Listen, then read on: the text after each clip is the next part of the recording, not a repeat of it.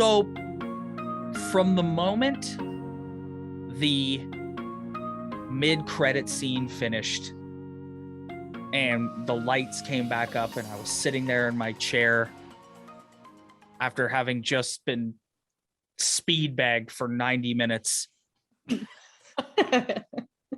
I've been excited to jump on and discuss this with you guys. Like I really have been genuinely excited. You know, it's fun to watch movies like Shang-Chi and like these Marvel movies and come on and talk about them. But I think, like, let's be honest, like we're gonna sort of heap a ton of praise on it. And it doesn't make, and it's cool, we can talk about it, but it doesn't make for the most like interesting conversation, in my opinion, when the three of us just spend half an hour just gushing about something. It's far more interesting when we have bones to pick and axes to grind.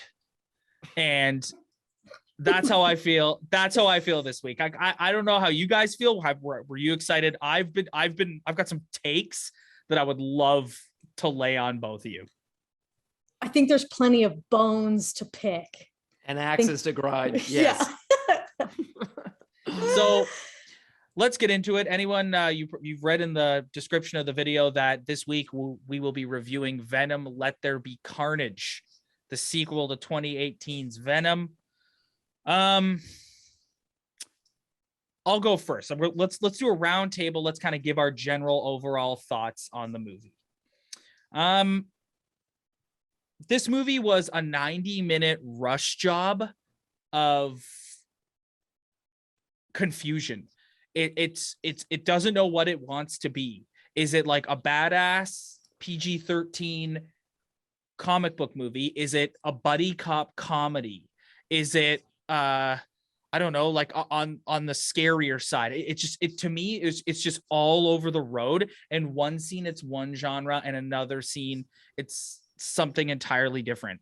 And I think that this whole thing, you can tell that the entire motive here, and you saw as much in the mid-credit scene, is to get Venom and Spider-Man in a movie together.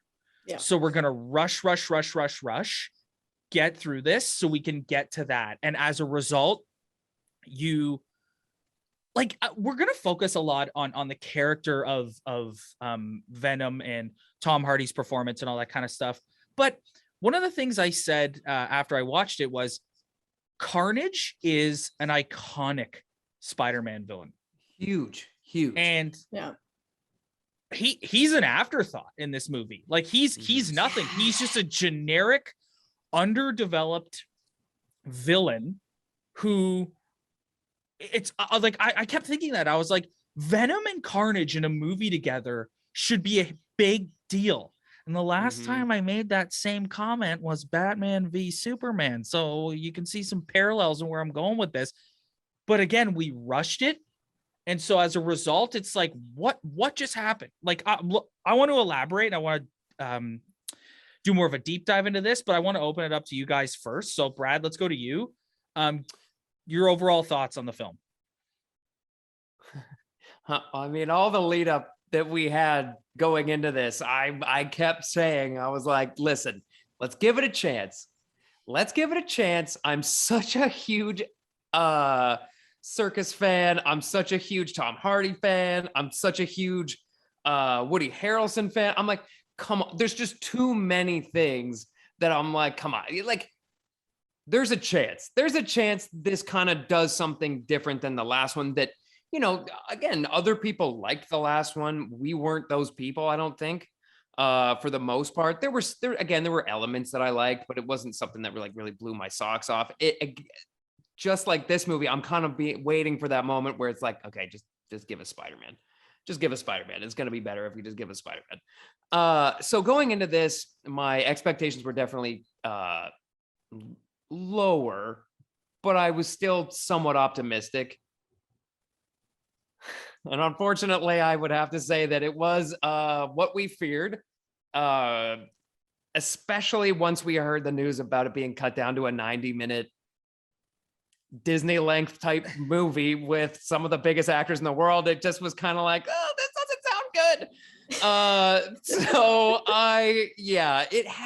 it had moments where it seemed like it was kind of like darker, like right off the hop, like right when the movie started, it kind of had this darker tone that almost reminded me of like a Batman Returns, where it was like, which I love. And you had these moments where it was kind of like, you're seeing them at the institution and it's like this real creepy look. And these different moments where you were kind of like, oh, if this is it, I can buy into this, even if it is a little bit of a higher paced, whatever. But then all of a sudden we're on this like crazy goofy joke, really dark, goofy joke. Cut. The same person is in the same scene with all these intercutting scenes. And you're like, whoa, somebody got their Edward Scissorhands on this movie and just wanted to go, let's get Spider-Man in. And it's like, oh, God, like I felt there were moments that, Woody Harrelson killed it. I think there was times where he did. The performance was good. Tom Hardy, same thing. There's moments where it was good. It's just, it felt like a mess to me, unfortunately. I hate saying it. It felt like a mess to me. Kelly, the floor is yours. I hate to say I told you so, guys. Do you though? No, I don't. Yeah, I don't. I kind of love it. No, Rob, we saw this in theaters together, and I think you were like in hysterics at the amount of times where you just saw me putting my hand up to my face, absolute face palm. Yeah, I mean, my expectations were not high going into this movie, but boy, oh boy, it still managed to be kind of worse. Sadly, you don't want, I joke about how I don't like this franchise and how I don't like this movie, but you don't want to pay your hard-earned money to go to a movie and have it be bad. So obviously I want to walk into a theater and enjoy the experience. I'm with you, Rob. Like, what was this movie? It was like part Deadpool, part Dumb and Dumber, part romantic comedy. Like, it was all over the place. Mm-hmm. The character development was paper thin. The plot, there were no stakes. There was nothing. This movie was just such fluff and fodder to get us to that result. Yeah. And then, I said this last week in our, our preview discussion, but just utter silliness the whole way through. Like, That's an understatement, Kelly. Yeah, I was gonna say, I wasn't gonna say anything. Yeah, but yeah. Comedy is effective when it's placed and timed appropriately. When you've got a moment where you hit a zinger and you're like, oh, that was really good. This is just, it honestly felt, and I don't say this to be, antagonistic to the whole thing. This felt like a 19-year-old frat boy wrote this script in the way that the jokes were told, and just sort of the like very, I have to say, like, I know obviously there was a lot of hard work that goes into creating a movie, but boy, oh boy, it just didn't land on honestly any level for me. So if we're just doing a thumbs up, thumbs down scale, I think it's a thumbs down for me. I want to talk about the bigger picture, but I also wanted to touch on the humor really quick. Because a lot of the reviews have said, doubles down on the silliness, and my God, did it ever. Like, I kept sitting there thinking, because there was every 30 jokes Venom would make, I would laugh at one of them, but it didn't have time to land or resonate, because by the time I thought about it, he'd made 15 more. So to me, I kept thinking, like, there's a pocket in order to make this work. There's a way that you can have the Eddie Venom dynamic really work. But the problem is we have it dialed up so high that anytime Eddie does anything, he's getting the voice in his head who's making a wisecrack comment about literally anything and everything. And it's just like, I found myself sitting there going like, dude, would you shut up? Like, can I just sit and let this scene breathe without your stupid comedy? Because that's what it is in every moment of that. And I think that's what I struggle with the most when when we're talking about the character of Venom, and we'll talk a little bit about the future of this character. But where I really struggle with this, and where the first movie lost me, and then this movie definitely lost me, is, isn't Venom supposed to be a badass? Aren't we supposed to be terrified of this character? Like, I know that we have to strike a balance, because the way that they've rolled out this universe, which we can talk about, the business reasonings behind rolling it out this way, but he is the hero of this story. So I understand that we have to strike a balance between making him likable, but we've lost what makes him he's a villain. He's a villain. Like, ultimately, that's where we're headed, aren't we? And he's an absolute, oh gosh, we get to the end of the movie. We're in the pinnacle fight scene. And he's like, you know what? I don't really feel like doing it. I'm scared. And Dan, the boyfriend has more guts in that movie. Dan. Like, I don't like Dan. Like, that's where I really struggle with this. We could go through the different beats, but overall, I just struggle with the characterization of this, where it's like, he's just a silly goof. So no, I don't have any fear watching this character, or excitement because he's gonna, kick some ass. It's just like, no, he's just like, it's so lame. Yeah, no, it's true. It's like, he's like the Weird Al Yankovic of supervillains now, where you're kind of like, why are you just making silly jokes all the time? Like, why can't it be? Do you know when I noticed it the most? And I was thinking about this again, even as you were talking about the voice, constantly coming in and interrupting. The dinner scene where Michelle Williams' character reveals that she's getting married to Dan. That scene is like a 5-minute long scene. And I genuinely was doing this, like rubbing this up, because the voice kept interrupting. And it was awkward. It's almost like, we joke about that when you're doing a podcast or what have you. It's like, you don't want to talk over each other.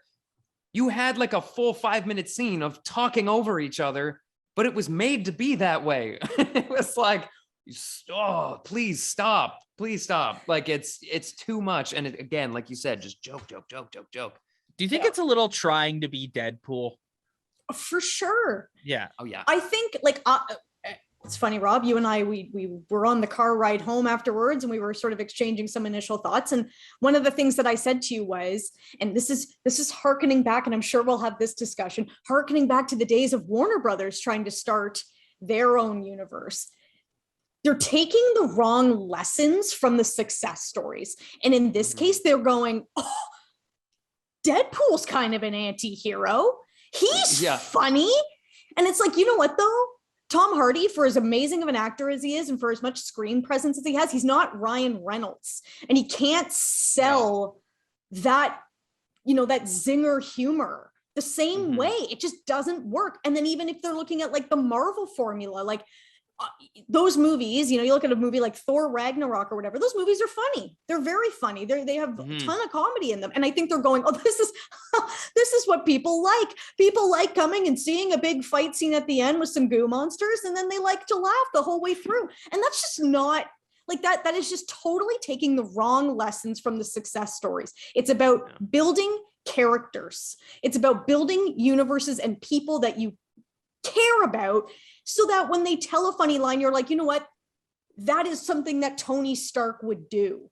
That is something that this character, we've established that this is who they are, as opposed to just this slapstick Three Stooges approach to slapping a movie together. Yeah, that's how it came across to me as well. And again, exactly to your point, and that is my biggest gripe with almost every single movie that seems like, because again, nobody makes a movie to make it bad. Nobody does. Everybody goes into making a movie with the best of intentions. And then you also start to wonder, well, how many cooks are in this kitchen making this movie? And like, who's pulling the certain threads that are saying like, well, this has to be in it and this can't be in it. And we were talking about this earlier, and we said, I think that this movie also was hindered by the fact that I think they made the last one PG-13 and it went well financially. And I think that when this one came along, they clearly wanted to do a darker tone. I think that's what Andy Serkis was going for. And you can see it in little spits and spats throughout the entire film, but it never stays there. And it doesn't have to stay there like heavy-handed, but there needs to be some sort of general consensus. Because that scene where, you know, they're doing the lethal injection and his eyes roll back and he bursts out of that is actually scary. It's got like Willem Dafoe vibes in Spider-Man 1 when he's like on the thing. Like it really reminded me of that. Me as well. It also actually formula. Yeah, exactly. But it also reminded me of Spider-Man 2. Actually, this movie reminded me of 1, 2, and 3, and some in bad ways, some in good ways. But again, that scene where, again, it was like the Doc Ock scene where it's like he's in surgery and they're trying to get the thing off his back. And it's a very scary, intimidating scene because that's what the feeling is you're supposed to be getting across with this character. And when I watched that scene, I was like, yep, okay, yeah, let's stay on this train. But it never does. And then later in the movie, we get a little Spider-Man 3 of, hey, you're a bad guy and I'm a bad guy. Let's team up and get Venom instead of Spider-Man, just like Venom and Sandman went after Spider-Man in Spider-Man 3. It was almost the exact same scene. And I was like, the opening scene too at Ravencroft gave me serious like X-Men 1 vibes. Oh, for sure. Yeah. Like serious, like early 2000s. All right. I want to get to sort of the meat and potatoes here because you both have like alluded to taking the wrong things. And there's something that I'm as Avengers-itis going on with some of these other film studios in which they've sat back and watched what Disney has been able to do and the money they've been able to make and the impact on pop culture they've been able to have, and then turn around and look at their stable of characters. So Sony, it's the Spider-Man universe, and then Warner Brothers, it's the DC universe, and being like, well, we have all these great characters, we could do that too. And it shocks me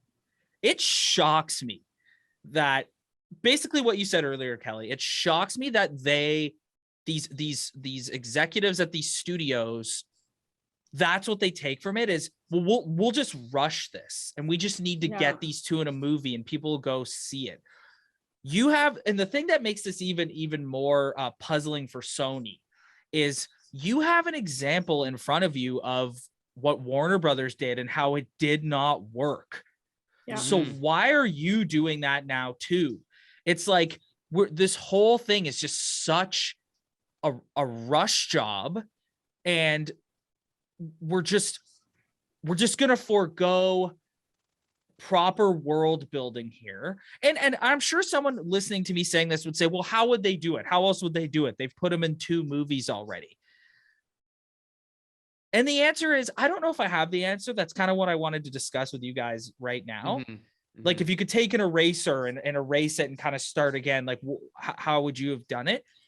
But it not like this. This isn't working. Like I'm not excited to watch this crossover. I think that this version of Venom, like I want to see the classic story that they did in Spider-Man 3 and that they've done in previous, where the symbiote sort of infects Peter and that infects Eddie Brock. But so in this version, we're gonna have jokester Venom coming to New York City and going after, and it's just going to be Spider-Man and Venom cracking jokes as they're fighting the whole time. Yeah. The one thing I was thinking was I think if nothing else, having Spider-Man at least, and that world that's already been established might be a leveling off for the Venom character to kind of like, it might work a little better. It might actually work a little better just because you're going to have a little bit more of a balance between, because you've already got an established world. You already have Tom Holland as Spider-Man has been for a while. And there's going to be, we've had a couple different types of villains now with like Jake Gyllenhaal's Mysterio. We've had Michael Keaton as Vulture. And so this is a very different take on the character. I think it could work. But on its own, in its own movie, and now you're also battling against like Kelly always says, another goo monster, which is hilarious. They just can't get enough of them. They love their goo monsters. They like the goo. They like the goo boys. But there also seemed to be no character distinction for Carnage versus what we saw in the first one. And so it was like, you go back. Carnage is such an epic character. It's such an epic character. He's scarier. He's more psychotic than Venom. And you didn't get that at all. No. Anybody that is worth their salt that liked this movie clearly didn't, or if they did, are just ignoring things like the animated series from the 90s. The voice actor who did the voice of Carnage back in the day was scary. And it was unique and it had its own vibe. If you closed your eyes and listened to, I don't know if Woody Harrelson did the voice over for the Carnage in the movie. I think he might have. I think he did. But it sounded with heavy distortion, but yeah. With heavy distortion, but it just sounded like Venom kind of. And it also just sounded like the other guy. Don't roast me. I can't remember the other character's name in the first one. But yeah, it was Venom minus Riot. Bane. Yeah. It was. Yeah.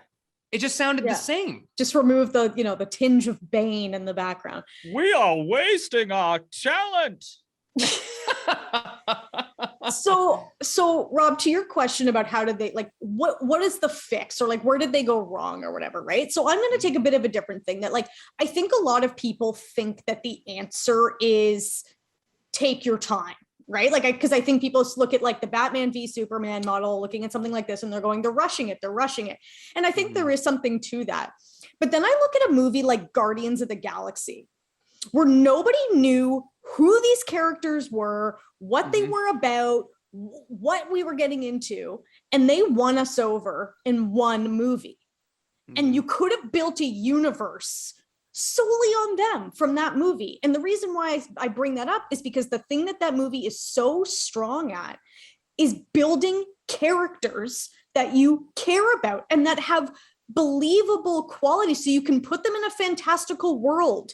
You can have a symbiote take over their body, whatever it is. But as long as you believe that these people possess the types of traits and emotions and characteristics that we as the audience can relate to, then you wind up in a more successful position to build a universe around it.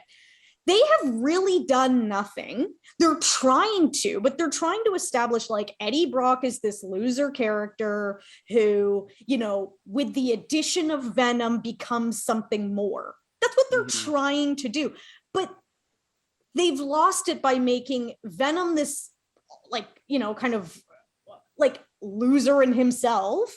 And then it's the crack in the Deadpool jokes, and it's having the silliness, and it's just give this a second to breathe and have us understand who this guy is and what and that will help us understand why he's going to be a good foe to Peter Parker. And then same with the Carnage thing.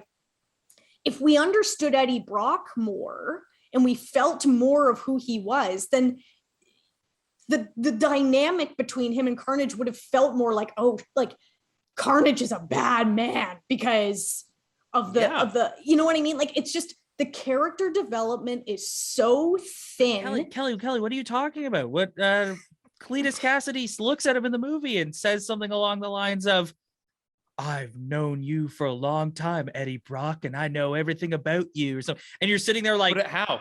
Did I miss something? And then at the end, he's drove home. We drove home from the first one, and I literally turned to Kelly and I was like, did I forget something that happened in that first movie? Yeah, no, did I take a bathroom break when I shouldn't have? Yeah. You didn't forget. No. Yeah. They just didn't care to build it up. And even at the end, when he's about to kill him, he's like, I just wanted to be your friend. And it's why? But that is exactly what I'm talking about. That is exactly what I'm talking about. How much do you want to bet? Maybe not in the first movie, but in at least this movie, there had to have been scenes. You can just tell there had to have been scenes. They probably filmed for weeks worth of material that ultimately, I guess, didn't make it into the final film. And it's very apparent because of the sharp cuts between timelines and nonsensical backstory that you're just like, what? When? You know what this movie reminded me of? And I've heard this. I was listening to another show today and they made this same comparison. And I actually thought the same thing. This movie reminded me a bit of the David Ayer Suicide Squad. And like, who's this? Who's this? Why do I care about them? No character development. Yeah, it's like I don't know. I just want to just hit this one more time because like this is a huge thing for me. Like Carnage. What the hell? Like you know, like seriously though, like what the hell? That character, what the hell? The thing that makes that character so scary is you've got like a deranged serial killer in Cletus Cassidy joining forces with a red one, like a red symbiote, and the two of them combined together makes this like terrifyingly dangerous like villain, right? In this, well, I mean, they freaking say as much as what does he say at the end when like you can tell that Carnage and Cletus are fighting and Eddie's laying there and he's like, they're not symbiotic. Yeah, like they're not symbiotic. In this one, it was we like all collectively went, oh, yeah. But in this one, it was like whoever wrote the character of Carnage, like you have no idea what this character is. Like he's so generic. All that character's lines are so generic. Shut her up, or I will shut her up for you. And then, hello, father. And it's like, it's just, man, they did that character dirty, man. They did that character dirty. I don't know how you can be like there are like diehard fans of Venom, the character. Yes. I do not know how you walk out of the theater satisfied with what you just saw. No clue at all. I think there's gonna have to be, because again, like, so when they do, because forgive me, but sometimes it gets a little confusing with the Sony Disney deal and how this all shakes out in the end. The impending crossover that is going to happen, does Disney have any sort of say in this? Do they have like a leg up on as far as like what goes on in the next one? Well, last year we there was turmoil. If you guys probably both remember, there was tons of reporting, the turmoil around the Spider-Man rights, and Sony all of a sudden was like them and Feige were going at it about Spider-Man. Yes. Yeah. I think you're seeing now exactly what was taking place in those conversations. I think they were very much like, we need to get these two in a movie together. And I think Feige was like, let's hold our horses. I think there's lots of rumors about what's going to happen with the Spider-Man character after No Way Home. I just don't think Spider-Man, especially now as we're going into this new era of Avengers without Captain America, without Iron Man, without like Spider-Man is going to be such a key character in the new Avengers. Whenever you do the next movie, Secret Wars or whatever it is it's going to be. So I have a difficult time thinking that Kevin Feige is just going to go now. What worries me is I think maybe in part of this deal, they might say, okay, you can take him. You do your little Venom movie. And then he's coming back, and then we got to write him back over here. And that's my concern, because I said this after I saw the film. Okay.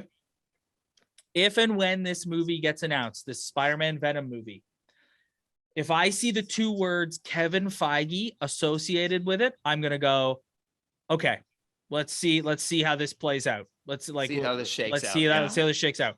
If this is strictly a Sony production, run for your lives. Yeah. Well, if I had a positive take from this movie, and it was a stretch to find one, was Venom has come to the MCU based on the story that we just saw, right? Like he has landed, transported, multiversed his way into the MCU, not the other way around where we're seeing Tom Holland walking down the street and bumping into Mrs. Chen.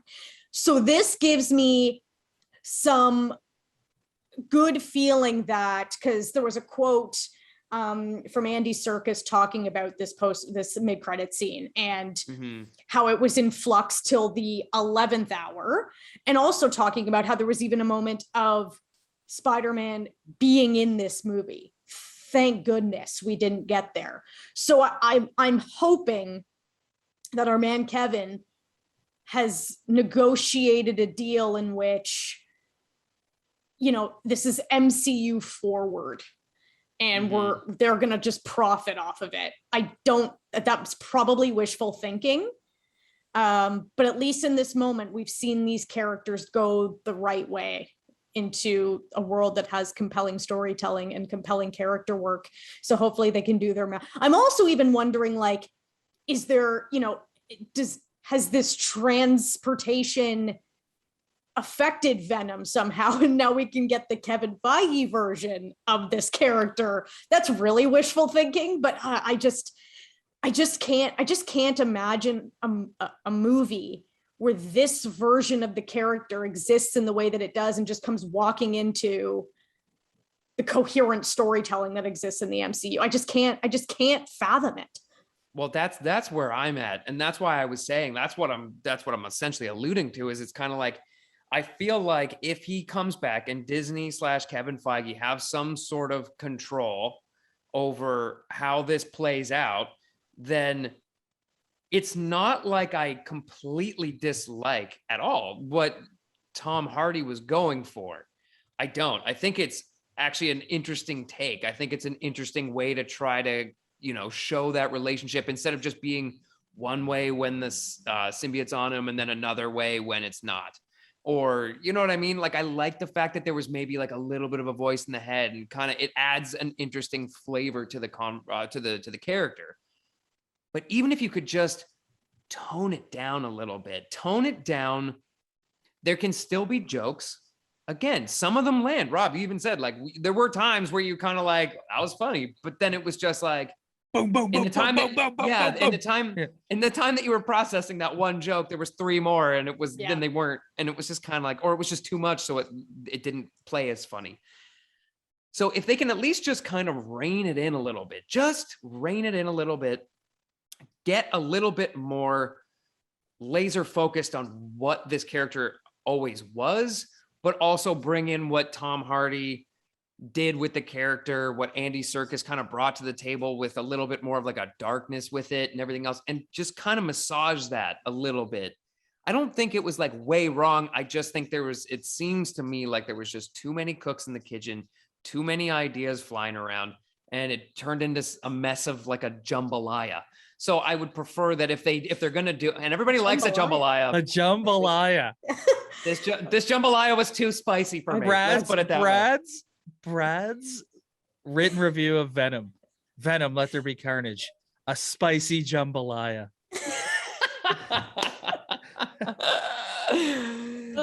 Okay, all right. I'm gonna ask it. I'm gonna ask the question, and then we're gonna wrap this thing up. All right. Do we see Venom in No Way Home? I say yes, and some sort of post-credit situation. Yeah, I'm a little worried. I don't want that movie to be like, they're already going for a lot in that movie. If all the, you know, we know some things, and then there's heavily, you know, almost confirmed rumors. Yeah. So like, I don't want them to go for too much in this movie. If I can sneak in one last thought in addition to your question, I just think where I struggle with this is the MCU has had such like mass audience appeal. A 4-year-old can like it and a 60-year-old can like it. And I just feel like Venom is targeted to like 13-year-old boys. No offense to our 13-year-old boy listeners. No, they're going to love it. So I just struggle with it. So, you know, if I'm going to try and come out of this with a positive, this is a new part of the MCU that we're heading into with Venom, Deadpool, and Blade. Let's see how it goes. See how it goes. I think if you make this is where you can use the multiverse to your advantage. and you can try, because I do think it would suit them going into this new phase to get away from what they've always done.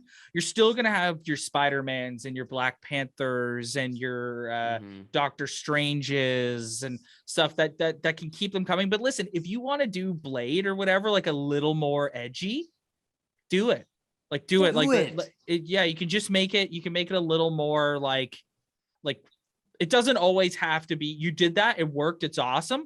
But I think, and I get this vibe from Feige that he doesn't just want to do the same thing over and over again. He wants to sort of, expand and see where we can go and what directions we can take this in. And can we make this one a little bit more edgy? But then we have, I don't know, maybe some of the TV shows that, like, we got all these TV shows coming up, like Moon Knight.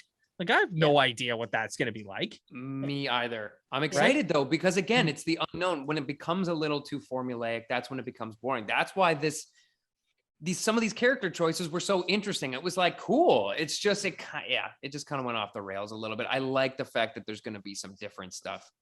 So all in all, thumbs up, thumbs down. Do you really need to ask? All in all, thumbs up, thumbs down, thumbs in the middle for Venom. I'm going thumbs down on Venom. Let There Be Carnage. Rush job. Just trying to get there, trying to get the movie with him and Spider-Man, and we're gonna get it. And like I said, if there's Marvel Studios involvement, Kevin Feige, I have such faith and admiration for Kevin Feige that I will say right here and now that if I find out that he's involved in this next movie, I will hit delete on every previous thought I've had. And I will go into that film with a completely fresh slate and just be like, okay, I'm going to forget about everything I've seen and I'm going to watch this. But if this is strictly a Sony production, look out. That's all. Yeah, I got to give it a thumbs down.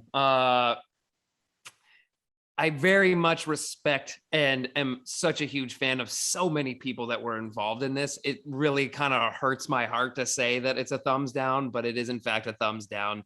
Like I said earlier, nobody goes into something like this, a creative endeavor, trying to make something bad. Sometimes it just doesn't work. But there's other people who I'm sure are out there and made 90 million this weekend. There's got to be people that really liked it, and good for them. It wasn't my cup of tea. But look, at the end of the day, spicy jambalaya or not, they tried. I don't particularly have a ton of positive to take away from it, other than let's see a little Spider-Man Venom one-on-one battle for real. Not over the top. Let's flesh out these characters. Let's do it the right way. Kelly. Yeah, I mean, I gave my thumbs down earlier. This was a tough watch. Like I was a little uncomfortable in my seat for about 90 minutes. You know what? Like I said, I'm sure the 13-year-old boy is like that last line before he bites Carnage's head off. Like, I get it. That's cool. Tom Hardy doing that. But yeah, if they're gonna cross into this universe, we've really got to find some character development and some character-driven story. And as you can tell from this conversation, we are all absolute Marvel MCU stans. So we're putting all of our eggs in that basket that they're gonna do it for us. We've got great actors behind it. It's just the storytelling is just gotta get better. I've got one positive to say about this movie because let's go out in a positive. The song that plays in the credits of Eminem and Skylar Grey that they wrote for this movie called Last One Standing, that's a banger. I like it. That's an awesome tune. I thought the same thing. I was like, it's a good jam. Just chill and listen to the song in the credits. And pray for better times. Take that away as a positive. So just to be clear, the best part of this movie is the credits. Is the song in the credits. Oh, okay. So not even That then leads to the mid-credit scene. That was in fact the best part. What a ringing endorsement. Yeah, yes. 100%. All right, guys, that's going to do it for us this week. Make sure you hit that like and subscribe button below and follow us on Instagram at Talk and Pop. We're going to be back next week with a review of No Time to Die, a movie that I am going into with much higher expectations and I'm really looking forward to seeing. So again, make sure you subscribe to us on all our various platforms so you can check that out too. We'll see you guys next week. Bye. Bye, guys.